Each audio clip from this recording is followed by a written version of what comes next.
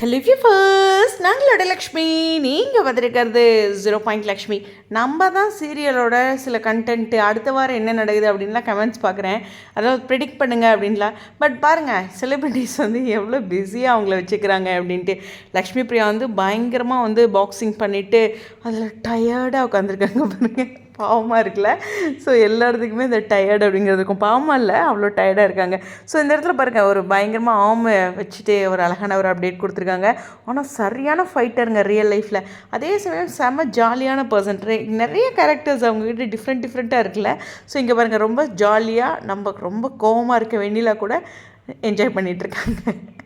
இங்கே சத்யதேவ் அவங்களோடவும் வெண்ணிலா கூடயுமே, அதாவது வைஷாலி கூடயும் லக்ஷ்மி பிரியாவோட ஒரு க்யூட்டான அப்டேட். கேஎஃப்சி போயிருப்பாங்க போல். அவங்களோட அப்டேட்ஸ் பார்க்கும்போது தெரியுது. எனிவேஸ், இந்த நியூ இயரில் ஒரு முடிவாக நாங்கள் ஜாலியாக என்ஜாய் பண்ணுவோம் அப்படிங்கிற மாதிரி சொல்லியிருக்காங்க.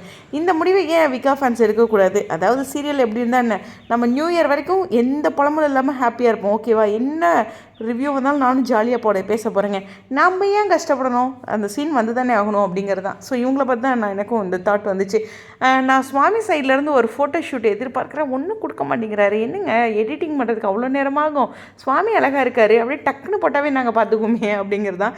எடிட்டிங்கில் அவங்க ஏதோ ஒரு டேட்டில் போடணும் அப்படின்னு நினைப்பாங்களா இருக்குது. நியூ இயர் ட்ரீட்டாக கூட இருக்கலாம்.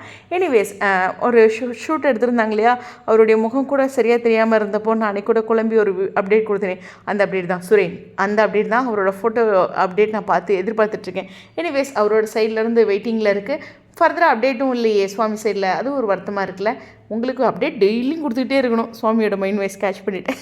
சரி, உங்களுடைய கருத்துக்கள். ஸோ லக்ஷ்மி பிரியாவோட ஒரு பேக் டு பேக் அப்டேட் நேற்றுலேருந்து போட்டுகிட்டே இருக்காங்க. நான் ஒரு கோர்வையாக கொடுத்துருக்கேன். ஓகேவா? ஸ்டேடியம்.